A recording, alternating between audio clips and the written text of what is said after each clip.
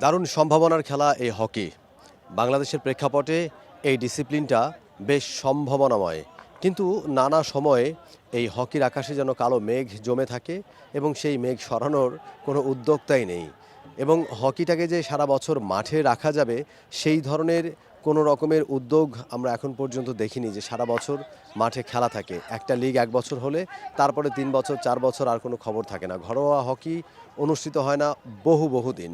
এবং যখন ঘরোয়া হকি হবে না, যখন টুর্নামেন্টগুলি হবে না, তখন আসলে খেলোয়াড়রা এই খেলাটা শিখে কি করবে, খেলোয়াড়রা এই খেলাটা ধরে রেখে কি করবে, একটা বড় প্রশ্ন তৈরি হয়।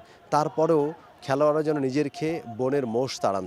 তারা এই খেলাটা প্র্যাকটিস করছেন, যখনই সুযোগ তারা পান ভালো করার চেষ্টা করেন। ইন্টারন্যাশনাল সার্কিটে গিয়ে তারা ভালো করেন এবং বাংলাদেশে হকির বেশ সুনাম রয়েছে। এরই মাঝে নতুন কমিটি দায়িত্ব পেয়েছে, অ্যাডহক কমিটি। সরকার নতুন কমিটি গঠন করে দিয়েছে এবং এক লাইটেই নিশ্চিন্তে চলে দিনের পর দিন। Walton emergency bulb, the best emergency bulb. এবারে খেলোয়াড়রা, কোচ, কর্মকর্তা যারা রয়েছেন তারা নতুন করে আশা দেখতে শুরু করেছেন। তারা এই কমিটির কাছে তাদের অনেক চাওয়া পাওয়া এবং তারা চাইছেন যে যাতে করে এই কমিটি খেলাটাকে নিয়মিতভাবে মাঠে রাখে এবং যাতে করে খেলাটার উন্নতি ঘটে এবং অনেকেই যারা হকি থেকে মুখ ফিরিয়ে নিয়েছেন এরকমটা যাতে আর না হয়, যাতে রেগুলার খেলা মাঠে গড়ায় এবং যাতে তারা খেলার সুযোগ পায়। এবং নতুন কমিটি দায়িত্ব নিয়ে বেশ কিছু ইনিশিয়েটিভ হাতে নিয়েছেন, বেশ কিছু কার্যক্রম হাতে নিয়েছেন, যেটা খেলোয়াড়দেরকে বেশ দারুণভাবে আলোড়িত করেছে, তাদেরকে দারুণভাবে স্বপ্ন দেখাচ্ছে, তাদেরকে আশা দেখাচ্ছে যে এবার হয়তো কিছু একটা হবে। আমরা তাদের মুখ থেকে শুনি যে আসলে নতুন কমিটি দায়িত্ব নিয়েছে মাত্র কয়েকদিন হয়, এর মাঝেই বেশ কিছু ইনিশিয়েটিভ যেটা খেলোয়াড়দেরকে দারুণভাবে আলোড়িত করেছে।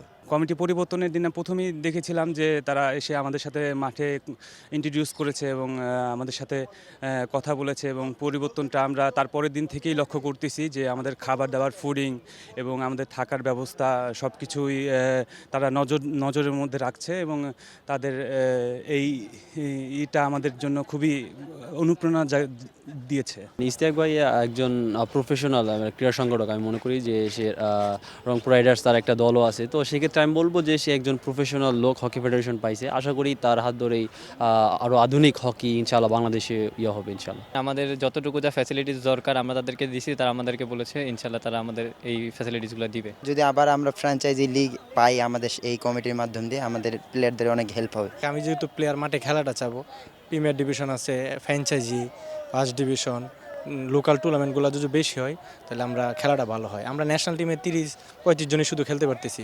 লোকাল টুর্নামেন্ট হলে অনেকগুলো প্লেয়ার খেলতে পারে, নতুন প্লেয়ার আসবে। আর সর্বপ্রথম পরে হচ্ছে ইশতিয়াক ভাই আসাতে আমরা খুব আশাবাদী তার কাছে।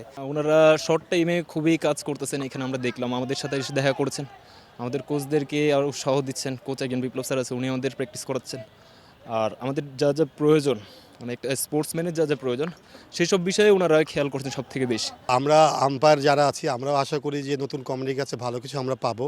যেহেতু আমাদের গত 3 বছর যাবৎ কোনো লিগ নাই, কোনো খেলা নাই, আমাদের আম্পায়ারিং ডেভেলপমেন্টও হচ্ছে না, নতুন আম্পায়ার আসতেছে না। তো আমরা নতুন কমিটির কাছে চাবো যে তারা খেলা মাঠে গড়াক এবং এর সাথে আমাদের নতুন আম্পায়ারগুলোও বের হয়ে আসুক, সাথে আমরাও ট্রেনিংটা আমাদের হয়ে যাক ভালো আম্পায়ারদের জন্য। For more updates, subscribe to our YouTube channel and click on the bell icon. Follow us on Facebook and Instagram. Download T-Sports app to enjoy exciting games and highlights. Visit tsports.com.